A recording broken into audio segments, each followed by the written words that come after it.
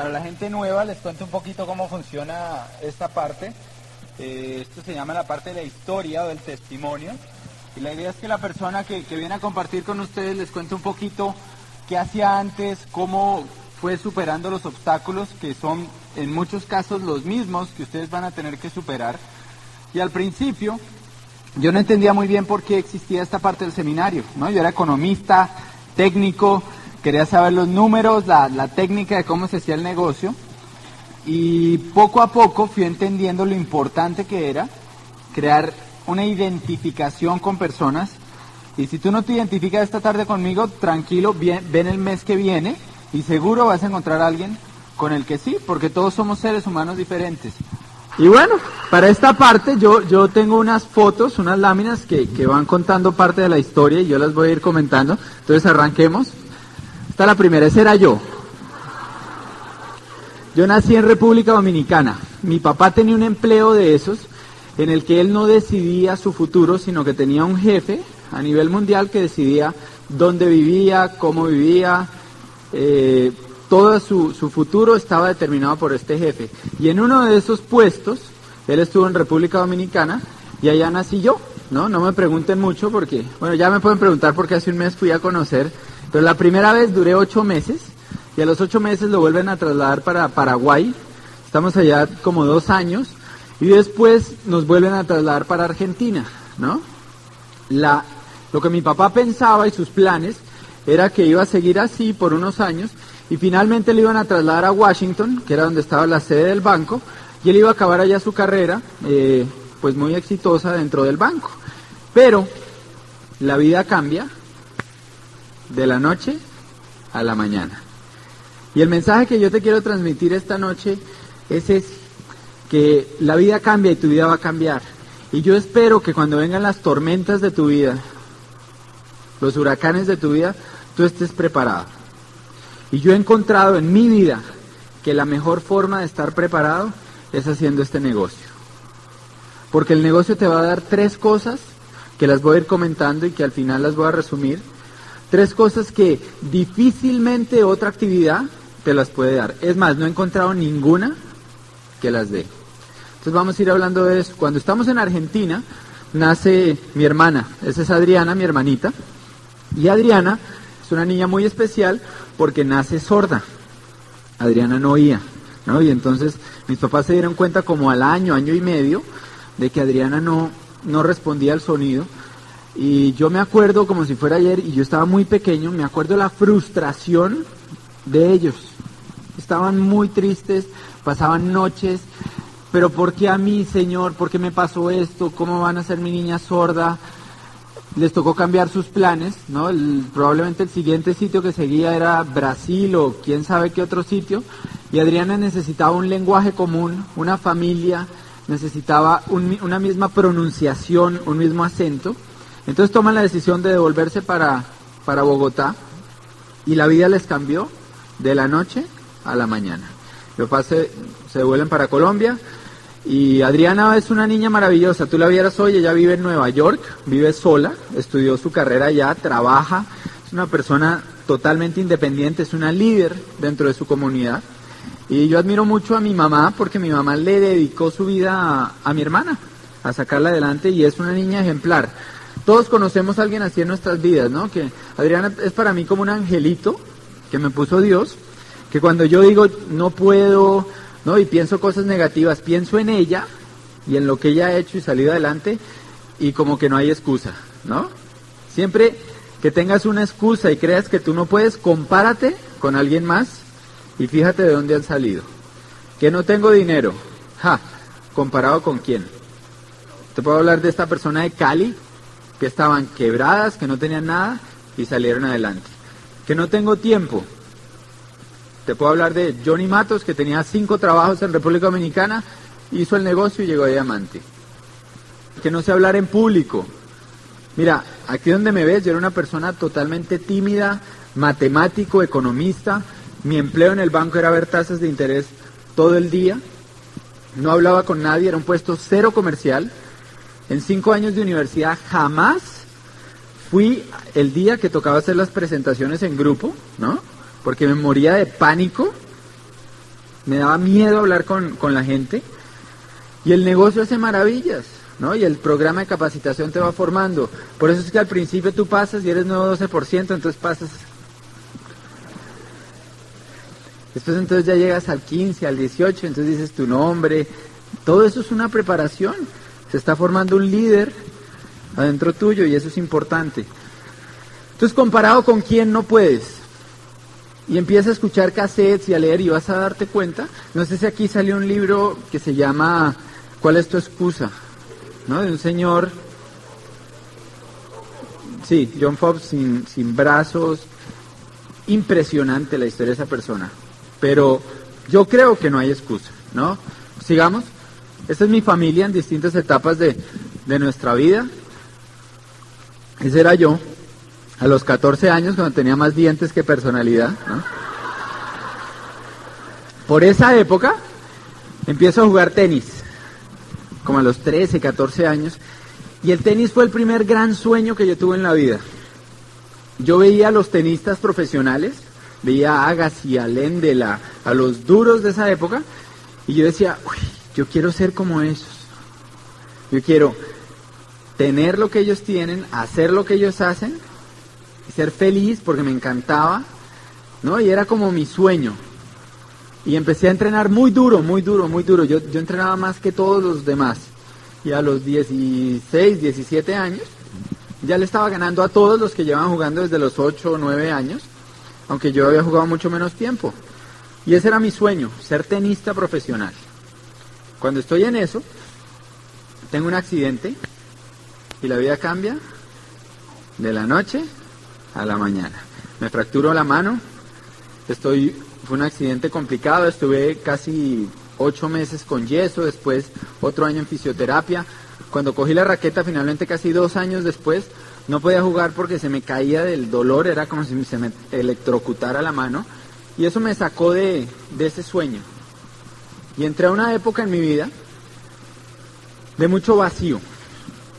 No sé si tú te has sentido así, pero no había un destino, ¿no? No había nada que yo dijera, yo quiero hacer eso. Y yo creo que cuando hay un vacío de sueños en la vida de las personas, ahí es que entran todas las cosas de afuera que no deben entrar. Una vez invitaron a Dexter Yeager a una charla en la Casa Blanca, es que él es una persona muy influyente allá, y estaban hablando, Dexter Yeager es el empresario más grande dentro de Amway a nivel global, y estaban hablando sobre drogadicción. Entonces se subía gente a la tarima y hablaba durante horas de sus teorías de por qué había drogadicción en Estados Unidos y cuáles eran los problemas y las causas, y horas y horas. Finalmente le toca el turno a Dexter y Dexter sube y dice, el problema por el que hay niños drogadictos es porque sus padres no tienen sueños y porque no le enseñan a sus hijos a tener sueños. Y acaba y se baja. Y eso fue todo lo que dijo. Y fue la charla más impactante de todos los conferencistas que hablaron por horas allá. Y yo creo que eso es verdad. Porque yo lo veo en mi vida y mientras que yo jugaba tenis, mientras que tenía ese sueño de lograr algo, no había tiempo ni para alcohol, ni para nada que no fuera sano, porque estaba enfocado en mi sueño. Cuando pierdo eso, sí, empiezo a tomar alcohol, porque eso hacían todos mis amigos. Bueno, mis nuevos amigos, porque los otros seguían jugando tenis. Y entonces entro en una etapa que todo me daba igual. Empiezo a estudiar economía no porque me apasionara la economía, sino porque daba igual. No había ningún sueño ni ninguna carrera con la que me identificara. Yo digo que un niño de 17 años empezó a estudiar economía, no que yo lo hice, ¿no? Por ahí alguien me dijo que así se podía ayudarle a la gente. Y entonces yo dije, pues, interesante. Pero después de que llevo unos años estudiando eso, me di cuenta que no es así, que la mayoría de los economistas, ¿hay economistas acá? Ahí hay 2, ¿no? Voy a contar un chiste de economistas, me perdonan ustedes de allá.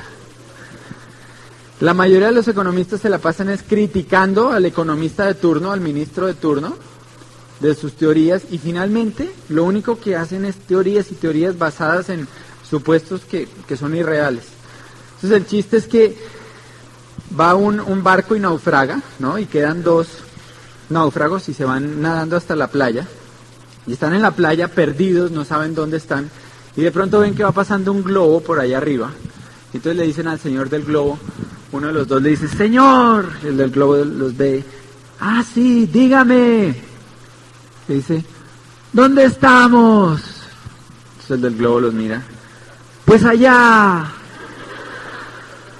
Ay, y el otro lo mira raro y le pregunta al otro, ¿y usted para dónde va? Y el del globo dice, ¡ah, pues para allá! Y se va. Entonces le dice uno de los dos náufragos al otro, ese del globo debe ser economista. ¿Ah? Y el otro le dice, ¿y por qué? Dice, mire, primero, lo que dice, lo dice con mucha seguridad, ¿no? Segundo, todo lo que nos dijo es verdad. El tipo no nos dijo mentiras, dijo la verdad. Y tercero, lo que dice no sirve para nada, ¿no? Entonces, yo me sentía así. Sentía que era una carrera que en la práctica no tenía ni idea realmente a qué se podía aplicar y cómo le podía ayudar a nadie. Entonces entro en una época de mucho... Esta es la foto que sigue, ¿no? Esta de rumba con amigos. Y a eso era lo que me dedicaba. Yo salía el jueves, el viernes, el sábado, el domingo, el lunes, el martes, el miércoles, y entonces ahí ya empataba con el jueves, ¿no? Y el viernes y el sábado, y así pasé la universidad. Empecé a trabajar, pero seguía sin un rumbo, no me gustaba mi trabajo, veía las perspectivas complicadas, después tuve otro trabajo y después entró al Citibank, ¿no? Me gané el puesto, porque en todo caso en la universidad me iba bien, ahí iba con las notas buenas, y me gané el puesto que todos mis compañeros de la universidad querían, que era entrar al Citi, ¿no? Ese era el trabajo que todo el mundo quería. Yo me lo gané y entro a trabajar allá. Cuando estoy allá, voy a la universidad a recoger un trabajo, que iban a entregar unas notas, ya terminando, y veo que hay un tipo que a mí no me caía bien, hablando con mis amigos, ¿no? Con los que yo salía jueves, viernes, sábado, ¿no? Está este tipo hablando con ellos, y no es que no me cayera bien, es que me caía mal. No, era un tipo de esos, yo no sé si conocen a alguien así, pero que cuando todos le rogábamos al profesor, aplace el examen, mire, denos más tiempo para que podamos estudiar mejor y no sé qué, era ese tipo que se paraba y decía, pues a mí no me parece porque yo sí estudié. ¿Sí lo conocen? ¿No? Bueno, era ese. Y yo no era ese, y entonces no me caía bien. Y lo veo que está hablando con mis amigos y a algo los invita, y al final les dice, entonces nos vemos a las 6 y se va. Y entonces yo me acerqué, ¿y qué fue eso? No, que un negocio. ¿Y un negocio? ¿De qué? No, ni idea. Pero que a las 6 nos veamos donde Chicho, ¿no? Que era como se llamaba uno de mis amigos. Y entonces él me vio que yo estaba como preguntando, yo tampoco le debía caer muy bien al tipo, porque me dijo, pues si usted quiere vaya. No, y se fue. Y entonces llegué allá, 6 de la tarde, yo igual salía con ellos el sábado por la noche, entonces era llegar 2 horas antes, no era una gran decisión ir a eso, igual me iba a ver con mis amigos, pero qué tal que yo no fuera y que fuera algo bueno, ¿no? Porque el tipo por lo menos pilo sí era y estudiaba, y entonces qué tal que fuera una oportunidad, pues tocaba ir. Entonces voy a la reunión, y a esa reunión llega Camilo. Camilo es mi auspiciador. Fue el que dio el plan esa noche. Camilo tenía una pizarra que era así de grande, como este librito, con marquito y todo, ¿no? Y la operación era la siguiente, en esa época, después ya compramos, todos teníamos una pizarra de esas, pero al principio no había tripiés, ¿no? Entonces la comprábamos y eso traían una cuerdita, y entonces la operación era que uno llegaba a las casas, saludaba a la persona en la casa y empezaba a mirar las paredes. Y finalmente encontraba una pared que se acomodaba como estaba el resto de la sala, o de pronto tocaba hasta reacomodar los muebles, ¿no? Y entonces quitaba el cuadro y colgaba su pizarra, y estaba toda la noche escribiendo y la pizarra golpeando contra la pared, y la pobre señora de la casa así, esa nunca se auspiciaba, ¿no? Esa lo único que quería era volver a pintar su pareja. Ahora tenemos DVD. Ustedes no saben por la que nosotros pasamos. Yo estuve en la apertura aquí en Venezuela en el 98 y cargaba una pizarra de esas en tripié y me la pasé por todo Maracaibo, por Caracas. Cada vez que me subí en avión todos creían que llevaba una ametralladora y me requisaban y me la desbarataban y me tocaba volverla a armar. Ahora tenemos DVD, ¿no? O sea, la evolución del negocio, créanme que los nuevos la tienen fácil. Y entonces Camilo da el plan ahí, yo no le entendí nada, y en un pedazo, imagínense, economista, Citibank, ¿no? Yo sentado así con mi status pelatus, ¿no? Y entonces lo veo que en un pedazo dice, y entonces, si usted hace esto, si ustedes hacen esto, en 4 a 6 meses pueden ganarse unos 2 millones de esa época, ¿no? Y si siguen así, entonces después van a llegar a una cosa que se llama esmeralda y diamante, y se pueden ganar hasta $20,000 en 5 años, decía él. Yo como habré entendido de mal el negocio, que yo pensé que eran $20,000 acumulados en los primeros 5 años. Y con todo y eso me sonó bueno, ¿no? Porque yo no lo veía como que yo iba a dejar mi carrera para hacer esto, sino como un negocio extra, adicional a lo que hacía. Y pónganse a pensar, lo que yo dije es, bueno, ¿cuánto me va a dar a mí el seguro social de pensiones en 5 años? Voy a tener 26. Nada. Y por hacer este negocio, de consumir los productos y decirle a mis amigos que hagan lo mismo, ¿me van a dar $20,000 en 5 años? Pues buenísimo. En 5 años me voy a estar casando, voy a necesitar esos $20,000, ¿o no? O sea, honestamente me parecía el negocio más estúpido que había habido en la vida. Yo estudiaba economía, negocios internacionales, negociación entre países, me tocaba leerme unas fotocopias con una letra así de grande, ¿no? Y unos libros de unos teoremas matemáticos complicadísimos. Consuma en su casa y dígale a sus amigos que hagan lo mismo. $20,000. O sea, el que no hiciera eso era un estúpido, ¿no? Pensaba yo. Era lógico. Y entonces lo hice, pero tampoco estaba así entusiasmadísimo porque pues eran en 5 años acumulados, no me iban a cambiar la vida.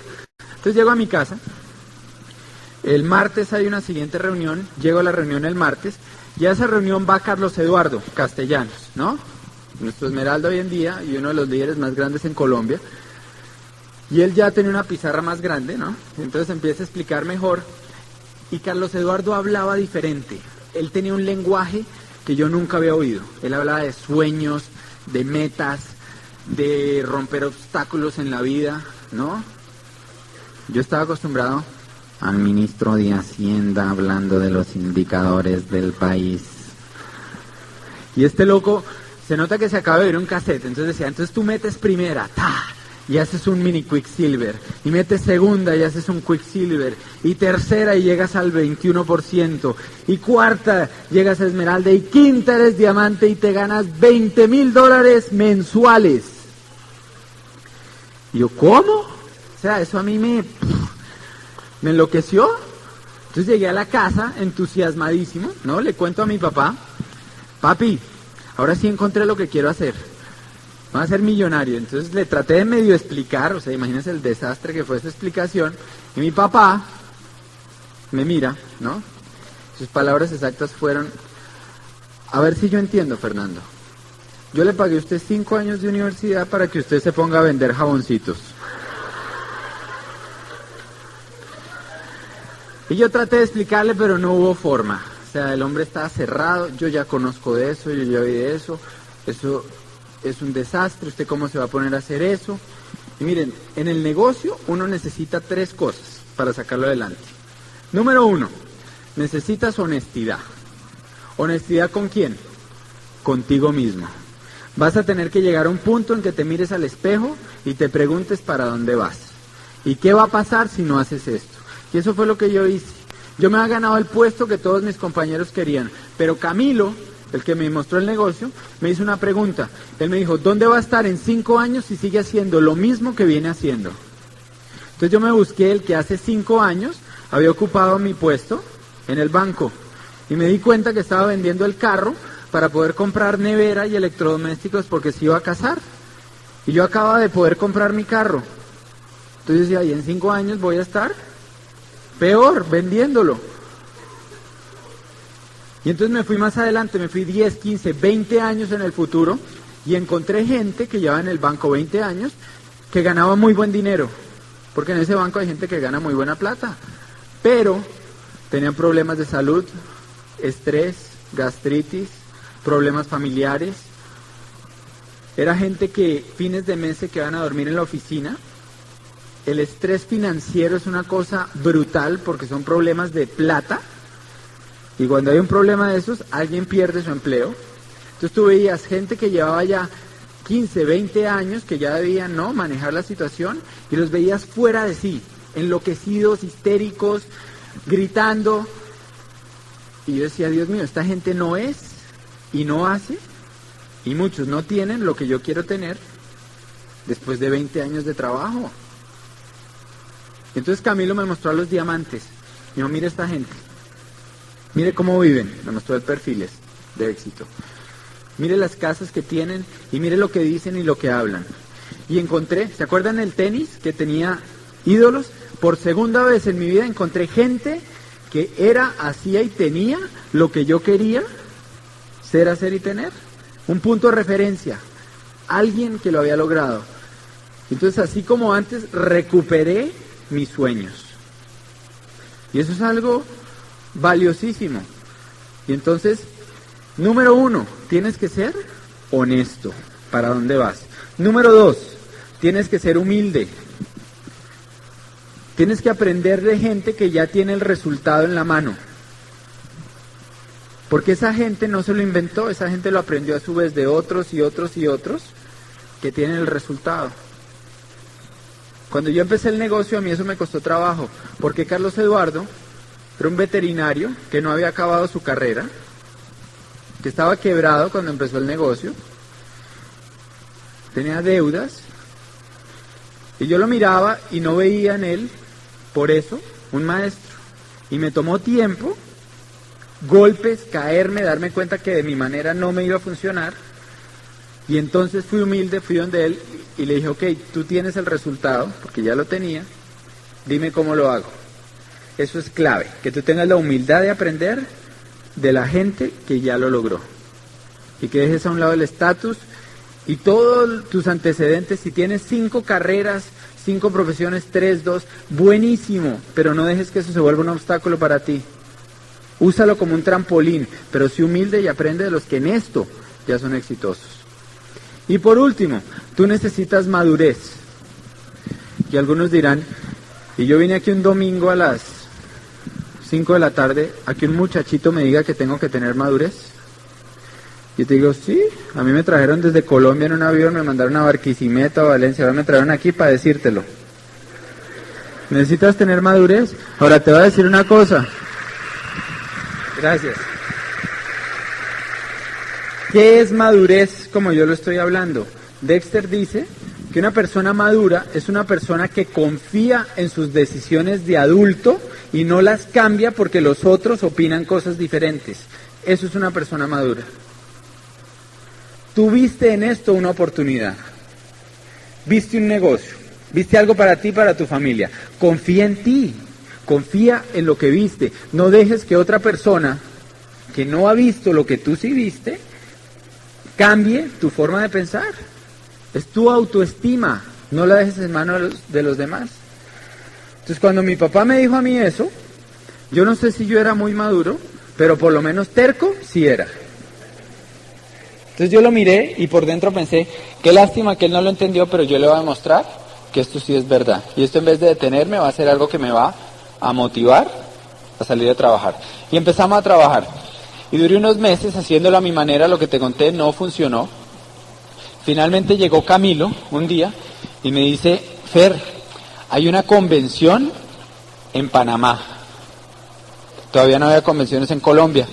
Entonces yo le dije, pues qué bueno para los panameños, ¿no? O sea, eso no era conmigo. Entonces me dice, no, vamos.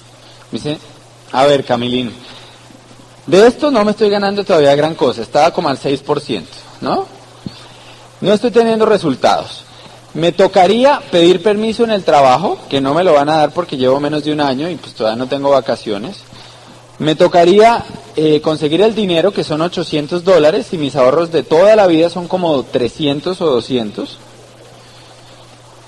Irme allá, y el negocio todavía no da para eso. Y entonces Camilo tiene una forma de hacerlo pensar a uno. Entonces me dice, a ver, hay 4 opciones. 1, usted sigue como está y no va. ¿Le gustan los resultados que tiene? Y yo le dije, no. Ok, ¿qué lo hace pensar que si sigue haciendo lo mismo, va a obtener resultados diferentes? Hay que ir a aprender para hacer algo distinto y conseguir otro resultado. 2, usted no va y no hace el negocio. Nunca va a saber si esta es la gran oportunidad que Dios le había mandado. 3, me dice, usted va, ve el negocio en grande, lo entiende y se da cuenta que no es para usted. Y deja de perder su tiempo y de paso deja de perder el mío. Y por último, usted va, se da cuenta que si es para usted, llega en 3 meses al 21%, recupera ese dinero y su negocio se dispara. Yo no sé si esa lógica funcione para ti, pero para mí funcionó increíble. Faltaban 10 días para la convención. Entonces yo dije, bueno, pues si ya me voy a ir para allá, llevémonos a alguien, ¿no? O sea, ya estoy adentro, vamos a llevarnos a alguien. Tenía 3. Entonces me conseguía uno, que era el más loco de los 3, para que me acompañara. Y ese se fue conmigo. Yo no te puedo explicar lo que pasó en esa convención. Si nunca has ido, nadie te lo puede explicar, tienes que ir para darte cuenta. Pero fue algo adentro. Me di cuenta que yo podía hacer esto. Yo tenía el paradigma de que yo era muy joven y de que la gente no me creía y no sé qué. Y allá había un diamante que había calificado diamante como a los 24, 25 años, ¿no? Y entonces yo dije, joven, estoy esquedado, ¿no? O sea, me voló el paradigma de una, además fue el primero que habló. Después empezaron a hablar otros y yo me di cuenta, yo sí puedo hacer esto. Y me convencí. Llegué y en 3 meses estaba al 21%. ¿Y te acuerdas el loco el que me llevé? El siguiente mes que yo califiqué, abril de 1997, calificó. Un mes después de mí. Él acaba de entrar al negocio cuando me lo llevé para allá. Esta es una pata que nunca en todos estos años ha bajado del 21%. Jamás. Y me ha generado siempre, cuando tú tienes una línea al 21 te genera un 4%. El bono mínimo que pagan, ¿cuánto está? Acá. 1.000.000 de bolívares. 800. Bueno. Esa es una línea que tiene varios platinos y ahorita el seminario pasado rompieron además unos rubíes. Es una línea que genera bastante más de eso, del mínimo. Pero ponle 1.000.000. Cuenta los meses. 1 por 12 meses al año son 12 millones. Por 98, 99, 2000, 2001, 2002, 2003, 2004, 2005, hasta abril. Y estamos en septiembre, son 6 meses más. Entonces serían 12 por 8, 96, más 6. Mínimo 103 millones. La decisión de haberle promovido a alguien que fuera a esa convención. ¿Será que vale la pena que tú le promuevas a tu gente que vaya a la convención en noviembre? Sácalo, saca la cuenta. 103 millones por una promoción. Tienes que tener tu gente ahí, porque esa es la gente que se te va a disparar. Eso nos compró el apartamento. No, esa promoción. Entonces, sigue. Esta es la calificación que fue después de eso. Dale. Empezamos a viajar. El primer viaje fue a Michigan, a conocer la corporación. Dale. Ahí fue cuando me puse juicioso. Fíjate. En el año 2000 me invitan a dar un seminario como Rubí. Es en una ciudad pequeña al norte de Colombia, en La Guajira, que se llama Maicao. Y estoy allá y 10 minutos antes de subir a tarima a dar el seminario, estoy hablando con la persona que me va a presentar. Y estaba hablando con ella y fui a moverle esta mano y no se movió. Y entonces no se movía. Y le dije, no se me mueve la mano. Entonces me miró. Y de pronto, ¡fum!, se me desconectó todo el lado izquierdo. No puede abrir el ojo, la boca, hablaba con media boca. ningún músculo respondía del lado izquierdo, absolutamente ninguno. Y fíjate lo que hace el programa de capacitación del negocio, ¿no? Porque la vida te cambia de la noche a la mañana, pero lo que es estar preparado, todo el tiempo pensando positivo. O sea, yo sabía que no era una gripe o era algo así, algo era, ¿no? Complicado, pero tenía fe y estaba positivo y pidiéndole a Dios positivo. Entonces pedí el teléfono, me lo pusieron acá, llamo a mi mamá, mami, no te preocupes, pero tengo medio cuerpo paralizado, ¿no? Las cosas que le hacemos a los papás, ¿no? Dios mío. Positivo. Y entonces llega el médico, me llevan para el hospital, me hacen exámenes, tuve un infarto cerebral a los 24 años, ¿no? Eso es algo realmente extraño. Tengo una cosa en la sangre que se llaman las anticardiolipinas altas genética, y si tomo omega 3 y aspirina, no tengo que preocuparme de eso por el resto de mi vida, porque mantiene la sangre como debe ser, ¿no? Entonces nunca me va a poder rajar del negocio. O sea, malo, cliente de omega 3, ¿no?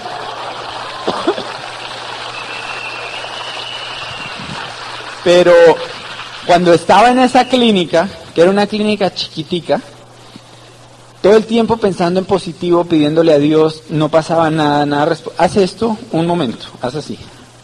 Tú no sabes lo que se siente mandar la señal de eso y que no pase nada. Es horrible, es la peor sensación que yo he tenido.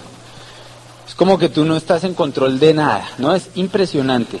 Y entonces, todo el tiempo pensando, yo me imaginaba adentro mío, ¿no? Mentalmente pensaba que adentro tenía 1.000.000 de soldaditos, de obreros pequeñitos, ¿no? Con picas, con palas, con bombas, bombeando energía de un lado a otro, pasando cosas, trabajando como locos, horas, imaginándome eso. Finalmente a las 11 de la noche, se empieza a mover un dedo. Y de pronto, poquito a poco, empecé a recuperar movimiento.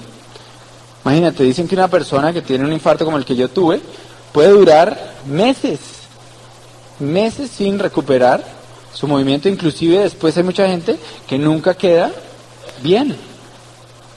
Y unas horas más tarde, a las 11 de la noche, empecé a recuperar y no quedé perfecto. Después arrastraba el pie y estuve así como 10 días. Cuando salí de ese hospital a las 2 de la mañana, yo no pude dar el seminario, ¿no? Le tocó al que me iba a presentar. O sea, estén preparados porque uno nunca sabe lo que va a pasar. Salgo del hospital a las 2 de la mañana y las 200 personas que han venido al seminario están en la calle aplaudiendo la salida del hospital. ¿Dónde ves tú eso si no es en este negocio? Es increíble.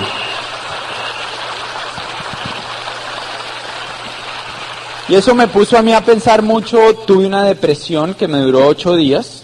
Dicen los médicos que eso puede durar también meses. A mí me duró 8 días. Pensé mucho y decidí ponerme juicioso, ¿no? Miren mi cara de juicio que tengo ahí.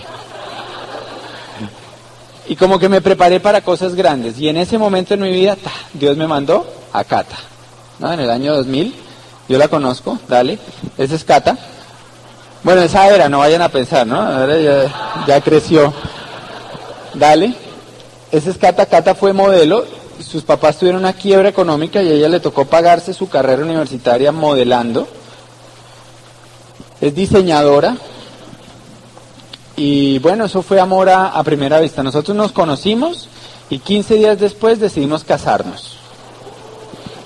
Eso fue en mayo del 2000. Y unos meses después fui a una convención que había en Miami y entonces estaba Mario Orsini y íbamos en el carro, iba Mario, Betty, Camilo, Pinto, mi auspiciador, y yo.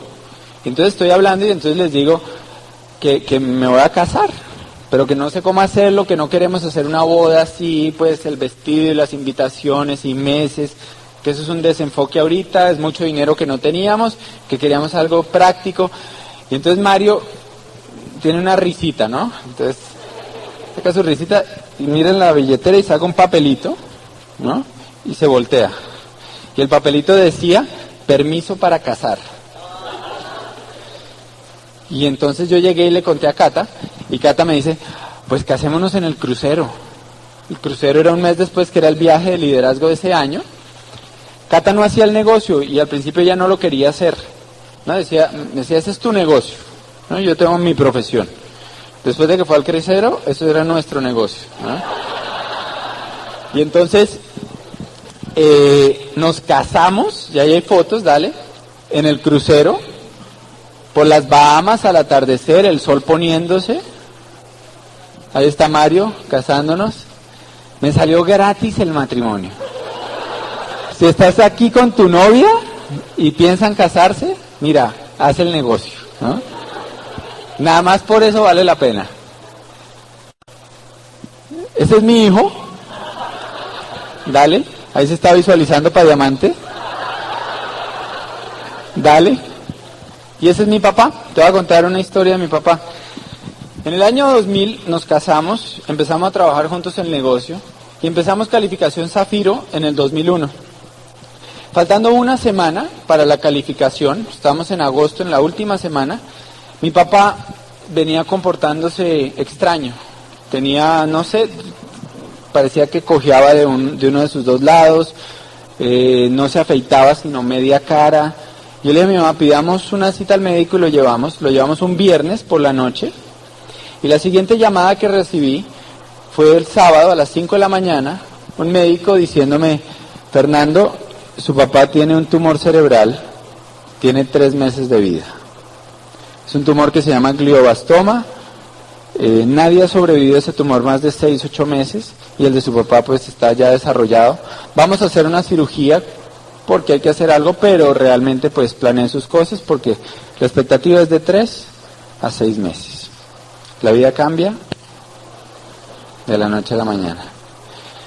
Y mi papá era una persona pues que yo quería mucho, que admiraba mucho, y a mí eso realmente me golpeó mucho, o sea, me impactó mucho. Yo me acuerdo que le dije al médico, cuando llegué al hospital, le dije, doctor, mire, yo le agradezco, yo sé que usted es un profesional, sé que me tiene que dar su opinión médica, pero yo le voy a prohibir a usted que usted le diga a mi papá lo que usted me dijo a mí, porque yo creo en Dios, y yo creo que Dios es el único que decide quién se va o entra a este mundo, y es decisión de Él. Entonces le voy a prohibir que usted le diga eso a mi papá.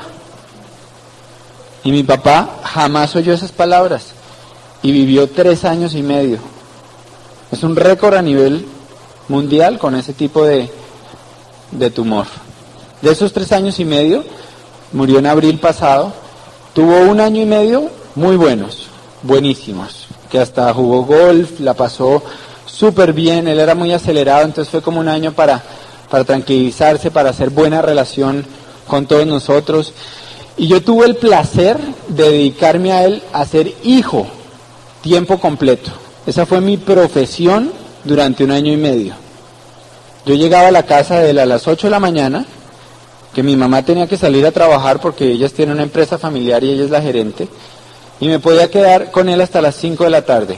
Lo acompañaba a quimioterapia, radioterapia, almorzaba con él, me quedaba por las tardes leyendo con él, me conseguí un libro, le leía libros del sistema de capacitación, y me conseguí un librito que se llama Chocolate Caliente para el Alma, de quien ha logrado sobrevivir. Entonces son puras historias de gente que ha sufrido cáncer y enfermedades terminales y han salido adelante. Y yo le leía eso, y le leía, y él me miraba, y le daba fe. Y yo por eso te digo que hagas el negocio, porque el negocio te va a dar 3 cosas que difícilmente otra cosa te las va a dar. Número 1, te va a dar el tiempo para que en las tormentas de tu vida te dediques a las cosas que son realmente importantes. La satisfacción de haber pasado ese tiempo con mi papá, nunca nadie me la va a quitar. Yo sentí una paz inmensa por el amor y por lo que pude compartir con él en ese tiempo. Entonces te va a dar el tiempo. ¿Cuántos creen que si hubiera seguido en el banco hubiera podido hacer eso? Jamás.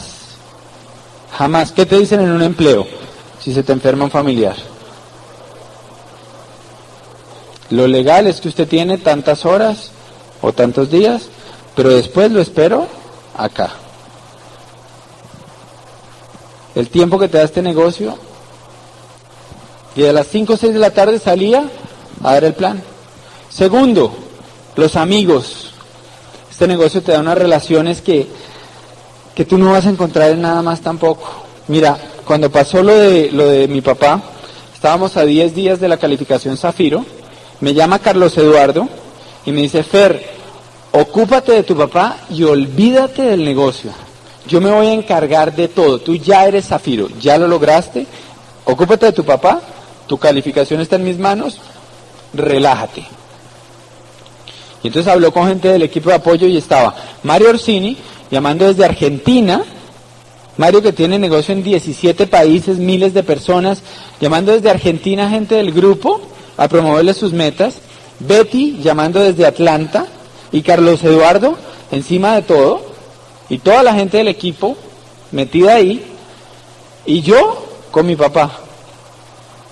Los amigos que te da este negocio no te los va a dar, es difícil que te los dé alguna otra cosa. Tú puedes salir adelante y hay luz al final del túnel y se puede sacar algo bueno siempre de una situación que viene aparentemente como una maldición. Eso te lo da el programa de capacitación, conocer la gente y la relación que tú vas desarrollando con Dios. Esas tres cosas es lo más importante por encima del dinero que te da el negocio y que yo he encontrado. Y yo por eso te digo, hazlo, vale la pena. Por esas tres cosas vale la pena. Porque van a llegar las tormentas de tu vida si es que no han llegado aún. Y yo espero que tú estés preparado. Y les voy a contar algo que pasó después. Del 2001, desde la enfermedad de mi papá hasta ahora, fueron años bien duros. Fueron años de salir corriendo para el hospital. A veces yo iba a ciudades a trabajar el negocio y me llamaban de urgencia y me tocaba devolverme y salir al hospital y hacer esto y lo otro.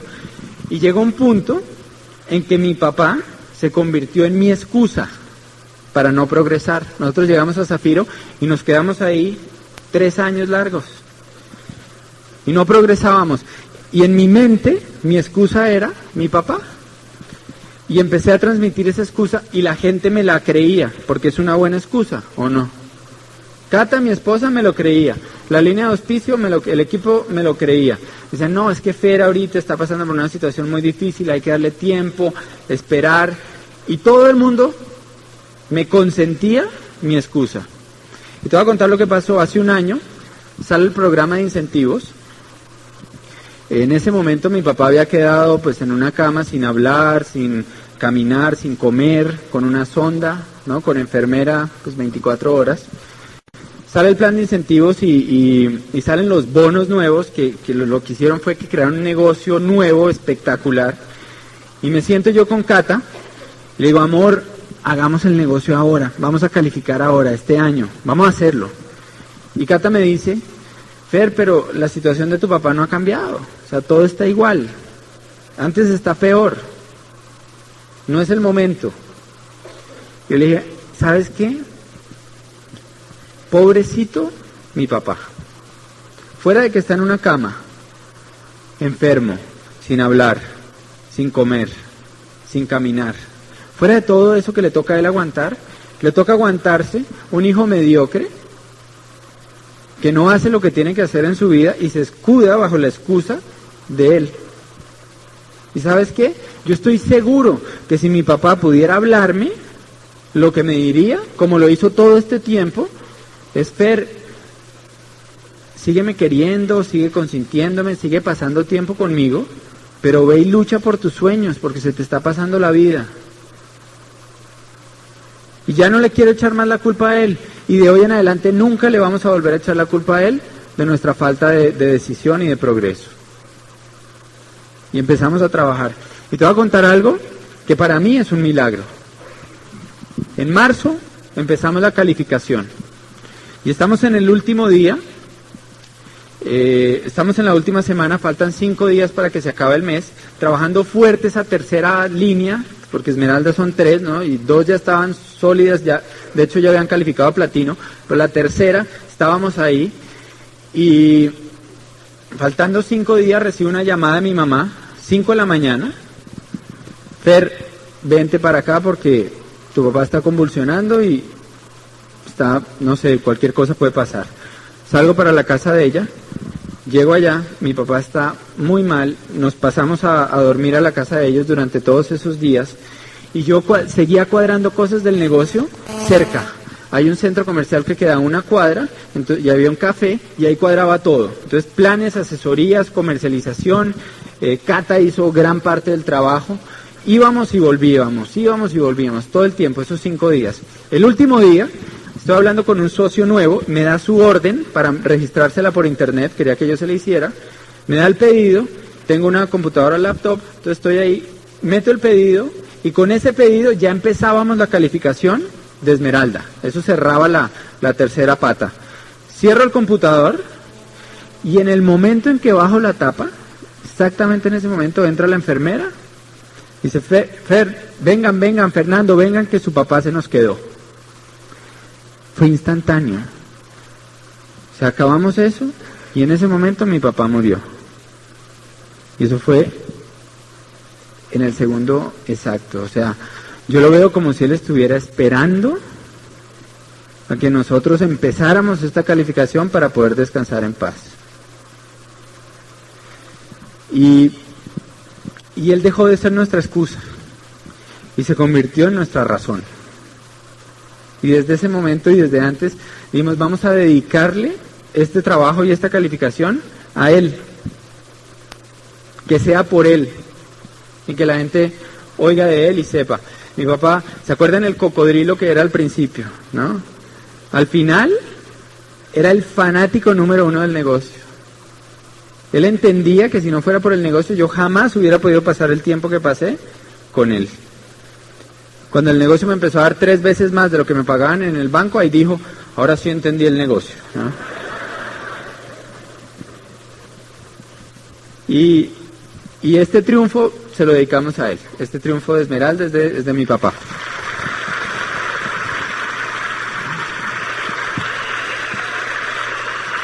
Entonces, pues ya para terminar, yo quiero contarles una historia. Es una historia muy linda de este libro que yo le leí a mi papá todas las noches. Es una historia que a mí me inspira mucho porque me trae muchos recuerdos y es una historia muy valiente, porque la escribe un niño a los 14 años y dice algo así: recuerdo como si fuera ayer, tenía 8 años y era la primera vez en mucho tiempo que me ponía pantalón corto, porque de todas las cirugías que me habían hecho tenía muchas cicatrices en las piernas y los médicos me habían dicho que nunca iba a volver a caminar. Entonces me daba vergüenza que los demás niños del colegio vieran las cicatrices que yo tenía. Pero ese día había tomado una decisión, había hablado con el entrenador y iba a hacer la carrera. Entonces me puse mi pantalón corto, me paré en la meta, en la salida, y el entrenador dio la largada. Y yo fui el más rápido, los primeros 5 metros. Después me empezaron a pasar uno y otro, hasta que quedé de último. Pero seguí corriendo. Había tomado una decisión. Seguí corriendo en la pista y de pronto me di cuenta que algunos niños se estaban rindiendo y estaban tirados al lado y lado de la pista, rendidos. Y entonces yo dije, ¿por qué se habrán rendido? Y seguí corriendo y después había más y más y más niños en esa situación. Y de pronto caí en cuenta que no era que se habían rendido, sino que era que ya habían terminado la carrera. Y a mí todavía me faltaba mucho por correr, y entonces empecé a llorar. Y llegó un punto en que era el último que quedaba en la pista, y todavía me faltaba mucho para llegar. Pero seguí corriendo, llorando, me sentía desconsolado, con mi espíritu quebrado. No sabía ni por qué estaba corriendo, pero seguí haciéndolo y finalmente terminé. Me tiro al piso a llorar, y en ese momento me levanta mi entrenador y me dice, Manuel, lo hiciste, lo lograste. Y yo lo miro y le digo, ¿pero qué logré? Hice el ridículo, fui el último. Es más, todos terminaron hace mucho tiempo. Y él le dice, ¿tú no te das cuenta que tu carrera es mucho más larga que la de estos niños? Y que hace unos años te dijeron que no ibas a vivir y que no ibas a volver a caminar. ¿Se te olvida eso? Tu carrera hoy fue mucho más larga y la conseguiste. Y eso hace que tu triunfo sea mucho más valioso. Y entonces escribe este niño, que a mí me impacta porque es un niño de 14 años que entiende cosas que adultos no entienden en toda su vida. Y escribe, y entonces entendí una de las lecciones más grandes de mi vida, que las carreras importantes de la vida no se trata de llegar primero, se trata de acabar lo que tú comenzaste. Y este negocio, creo yo, que es la carrera más importante que tú vas a correr en tu vida. Porque esto va a hacer un impacto en ti, en tus hijos, en tu familia, en tu comunidad, en tu país y en Latinoamérica. Te van a invitar a otros sitios a que tú des testimonio de tus obstáculos y vas a llevar fe y esperanza a otras personas. Y vas a impactar el mundo. Entonces vale la pena. Esto no es como tomar un curso de inglés o unas clases. Esto es algo que vale la pena. Porque el impacto que vas a crear va a hacer que tu vida trascienda, sea algo grande y que tus hijos sean mejores personas por ver el ejemplo en ti. Entonces el mejor mensaje que yo te puedo dejar es nunca te rindas, nunca te rindas, nunca te rindas. Acaba tu carrera diamante y nos vamos a ver en las playas del mundo. Que Dios los bendiga.